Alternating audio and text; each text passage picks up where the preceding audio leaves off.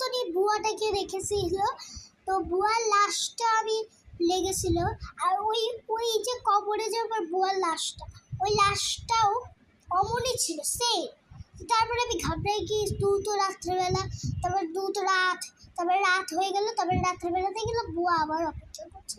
তো বউকে আমি গিয়ে বললাম, এটা কি তোমার এই লাশ? তারপরে বললো, হ্যাঁ এটা আমারই লাশ, আসলে আমি তোমার সাথে সারা জীবন থাকতে চাই তার জন্য।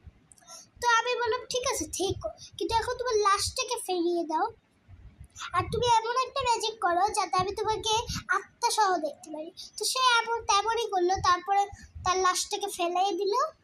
তারপরে শোনা যায় যে রাস্তায় লাশটা দেখলাম রাস্তায় লাশটা, কিন্তু আমি ওনার আত্মাটাকে দেখতে পাচ্ছি। তো তারপর সকাল হলো, সকালে দ্রুত স্কুলে গেলাম। তো এটুকুই, টাটা।